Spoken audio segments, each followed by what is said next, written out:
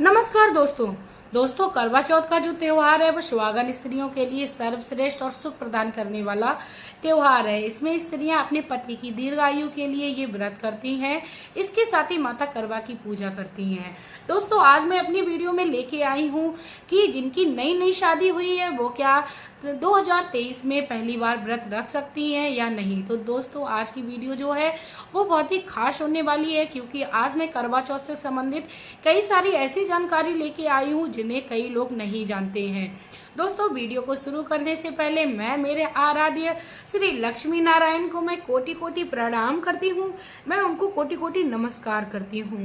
दोस्तों करवा चौथ के त्योहार के दिन कई सारी सुहागन स्त्रियां अपने पति की दीर्घायु के लिए व्रत रखती हैं। इसके साथ ही वर्तमान समय में ऐसा प्रचलन आ रहा है कि कवारी लड़कियां भी अब अपने आगे भविष्य में आने वाले पति के लिए ये व्रत करने लगी हैं। दोस्तों हर कोई जागरूक हो रहा है और डिजिटल का जमाना है, तो व्यक्ति परिवर्तन के साथ साथ अपनी क्रियाकलापों को भी परिवर्तन में ला रहा है। दोस्तों परिवर्तन प्रकृति का नियम है और व्यक्ति को परिवर्तन लाना ही चाहिए। तो चलिए दोस्तों सबसे पहले जान लेते हैं कि करवा चौथ के दिन किस देवी देवता की पूजा करनी चाहिए, जिससे हमें कई गुना इसका फल मिले और हमारे पति की आयु जो है वो दीर्घ हो जाए। दोस्तों आपको क्या करना है, सुबह में ही स्नान करना है। कई सारी हमने माताओं बहनों को देखा है कि वो सारा दिन अपने बासी कपड़ों में घूमती रहती हैं, क्योंकि उनकी ये विचारधारा होती है कि पूजा जो है वो शाम को की जाती है। ऐसा नहीं है दोस्तों, ये करना बहुत ही निषेध होता है और किसी भी महिला को शाम के समय खाली स्नान नहीं करना चाहिए। सुबह में स्नान करें और भगवान शिव शंकर के समस्त परिवार की पूजा करें, क्योंकि माता गौरा जो है वो सुहाग को अमर करने वाली हैं और माता गौरा की कृपा से हमारा जो सुहाग है वो अमर रहता है।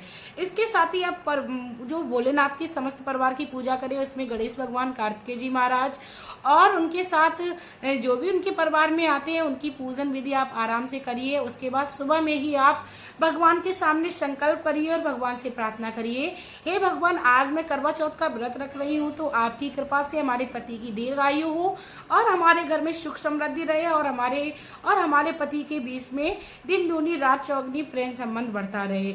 इसी कामना के साथ दोस्तों हमें सुबह से ही पूजा आरंभ कर देनी चाहिए। उसके बाद आप सारा दिन शुद्ध मन में रहिए और अपने अंदर की शुद्धता को हमेशा जागरूक रखिए।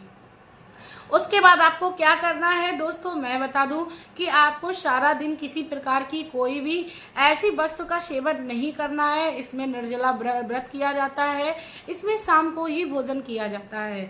इसके साथ ही दोस्तों मैं बता दूं कि कई लोगों के यहाँ सर्गी का प्रावधान होता है। दोस्तों सबसे पहले जो ये व्रत है वो माता पार्वती ने किया था और माता पार्वती की माँ मैना ने माँ को सर्गी दी थी। ऐसा भी कहा जाता है कि कुंती ने भी करवा चौथ का व्रत किया था तो उनकी सास ने सर्गी दी थी। तो दोस्तों जिसके यहाँ जैसा भी होता हो उसी के अनुसार आप अपनी सर्गी का प्रावधान कर लीजिए। उसके साथ ही मैं बता दूं कि यदि आप चलनी से भगवान चंद्रदेव के दर्शन करते हैं तो कई मेरी माताओं बहनों का ये प्रश्न रहता है कि क्या चलनी जो है वो हर बार हमें नई खरीदनी चाहिए। जी बिल्कुल नहीं। यदि आपकी चलनी बिल्कुल साबित है, टूटी फटी कहीं से भी नहीं है, तो आप उसी चलनी को आराम से धोने लायक है तो आप उसको धो लीजिए, नहीं तो उसको आप अच्छे कपड़े से झाड़कर आराम से अपनी पूजा की थाल में सजा लीजिए। दोस्तों हर बार चलनी नहीं ली जाती है, लेकिन दोस्तों यदि हम लोग मिट्टी के पात्र का पूजा के समय इस्तेमाल करते हैं या जल देने के लिए इस्तेमाल करते हैं तो वह हमें हर साल नया खरीदना चाहिए, क्योंकि कहते हैं मिट्टी का पात्र इस्तेमाल करने के बाद अशुद्ध हो जाता है तो उसे हर बार नया ही खरीदा जाता है। कई लोगों के यहाँ ये भी विधान है कि 2 बर्तन इस्तेमाल किए जाते हैं, एक पीतल का जो सागर होता है, करवा होता है, उसको इस्तेमाल करते हैं और कई सारे लोग एक मिट्टी का भी रखते हैं। तो जैसा आपके यहाँ होता हो आप उसी तरीके से इस पूजा में इन पात्रों को सम्मिलित कर लीजिए। इसके साथ ही मैं बता दूं कि यदि करवा चौथ के दिन आप किसी प्रकार से कोई समस्या से परेशान हैं तो आपकी जो माताएं हैं या सासू माँ हैं वो आप लोगों को पहले साल में ही कुछ ना कुछ अवश्य खिलाएं। 4 या 5 बजे के बीच में दूध दे दें, आपको बर्फी दे दे क्यों और उसके साथ थोड़ा सा पानी दे दे। लेकिन इसका ये विधान होता है कि आप एक बार में बैठकर थोड़ा कुछ खा लें। इतना करने से आपको क्या होगा कि आप आगे आने वाले समय में यदि आपको कोई दिक्कत हो रही है तो आप उसको हमेशा खा सकते हैं। मेरी सासू माँ ने मुझे पहले ही करवा चौथ में थोड़ा बहुत दे दिया था। इसलिए दोस्तों मैंने यही सजेशन हर किसी को देना है, क्योंकि कभी कभी ऐसा होता है कि गर्भधारण के दौरान यानी प्रेगनेंसी के दौरान कभी कभी किसी महिला को ज्यादा दिक्कत होती है तो वो इसका सेवन कर सके।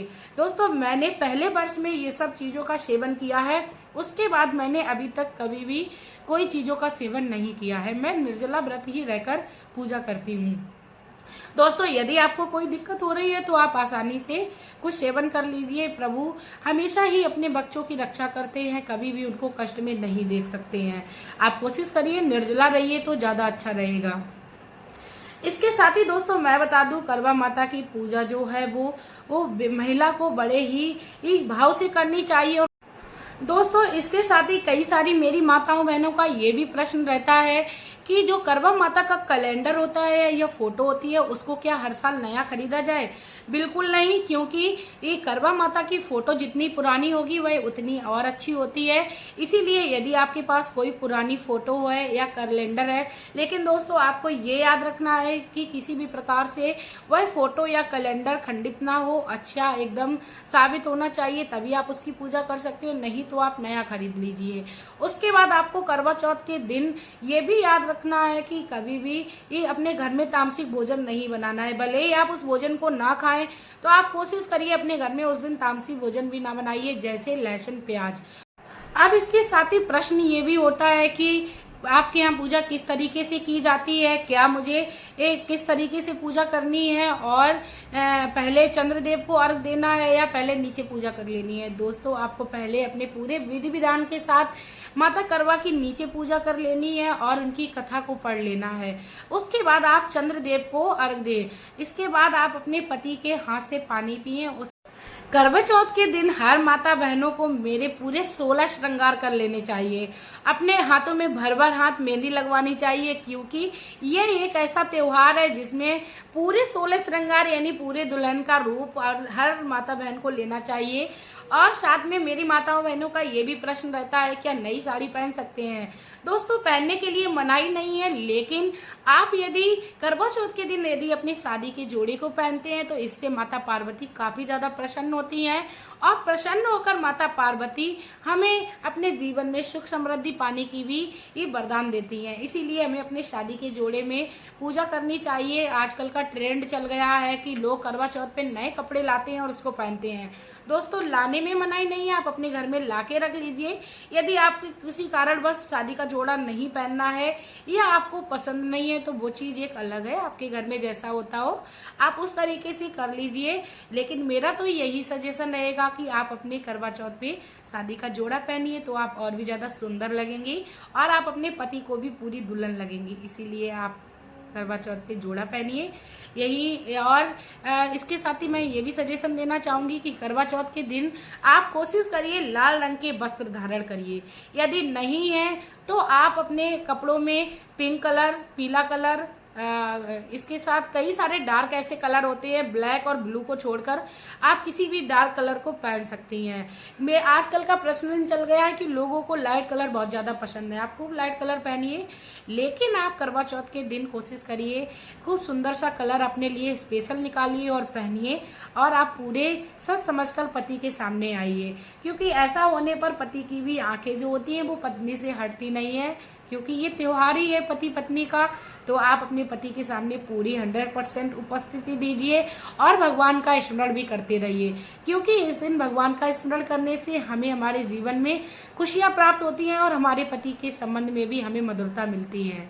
तो चलिए दोस्तों अब लास्ट में मैं बात कर लेती हूँ कि क्या जिनकी नई नई शादी हुई है क्या उनको इस साल व्रत रखना है? उनको बिल्कुल भी इस साल व्रत नहीं रखना है, क्योंकि इस बार मल मास पड़े थे। जब मल मास पड़ते हैं तो उस समय में कोई भी नया कार्य नहीं किया जाता है, चाहे वो नया व्रत हो, छठ की पूजा हो या कोई भी माता दुर्गा की पूजा हो या किसी भी प्रकार की कोई ऐसी पूजा है जो वार्षिक होती है और जिसको बहुत ही धूमधाम से मनाया जाता है, तो उसको मल मास के समय नई स्त्रियों को नहीं करना चाहिए।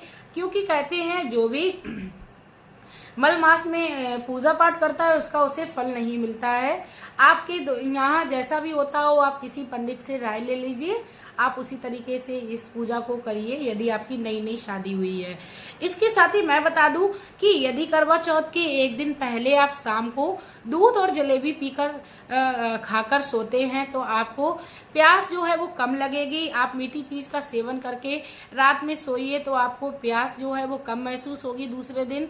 दोस्तों कहते हैं कि थोड़ी बहुत तो प्यास हर किसी को लगती है, लेकिन जो महिलाएं काम में बिजी रहती हैं उनको प्यास का एहसास ही नहीं होता है। जैसे कि दोस्तों मुझे प्यास का बिल्कुल भी एहसास नहीं होता है क्योंकि सारा दिन काम रहता है। तो काम में बिजी रहो, मस्त रहो और अपने परिवार को खुश रखो। हर महिला का ये कर्तव्य है, अपनी पूरी 100% आप उपस्थिति दीजिए। बाद बाकी तो लोग जो है वो आपको यदि नहीं पसंद करते हैं तो बिल्कुल पसंद नहीं करेंगे। आप अपनी तरफ से पूरे प्योर रहिए और दूसरों की सेवा में हमेशा ही आप उपस्थित रहिए। इसके साथ ही यदि आपके यहाँ माता करवा को यदि श्रृंगार चढ़ाया जाता हो तो आप माता करवा को श्रृंगार चढ़ाइए, क्योंकि श्रृंगार चढ़ाने से हमारी श्रृंगार में बढ़ोतरी होती है। और कई सारे लोगों का ये भी प्रश्न रहता है कि मेरे पास कई सारा जो श्रृंगार का सामान है वो इकट्ठा हो गया, अब मैं क्या करूं। तो आप उसको अपनी भाभी को, ननद को, सास को, किसी भी संबंधी को दे सकते हैं। बस आपको ये देते समय ये याद रखना है कि आप उनको बता दीजिए ये चढ़ाया हुआ है। तो ऐसा नहीं होगा कि वह उठाकर भगवान किसी दूसरे भगवान पर चढ़ा दे, क्योंकि चढ़ाया हुआ दोबारा तो भगवान को नहीं चढ़ता है। आप इस्तेमाल करने के लिए दूसरे को आराम से दे दीजिए, अपने मन में किसी भी प्रकार का संदेह नहीं करिए, क्योंकि सुहाग बांटने से बढ़ता है, लेकिन अपने लगाया हुआ सुहाग कभी किसी को नहीं देना चाहिए। यदि आपके पास कोरा है तो आप आसानी से किसी को भी दे सकते हैं। तो दोस्तों ये थी करवा चौथ से संबंधित कई सारी जानकारी जो मैंने अपनी वीडियो में दी है। यदि आप लोगों को मेरी ये जानकारी अच्छी लगी हो तो प्लीज आप लोग मेरे वीडियो को शेयर कर दीजिए। इसके साथ ही आप लोग मेरे चैनल को भी सब्सक्राइब कर लीजिए। दोस्तों मेरा सिर्फ और सिर्फ एक ही मकसद रहता है कि आप लोगों तक जानकारी पहुंचाएं। दोस्तों कई सारी करवा चौथ से संबंधित मेरी ये चैनल पर आपको वीडियोज मिल जाएंगी। आप लोग मेरे चैनल पर हमेशा विजिट करते रहिए। इसी के साथ अब आप लोगों को मैं देना चाहूंगी विदा। आपका प्यार और कीमती समय देने के लिए धन्यवाद।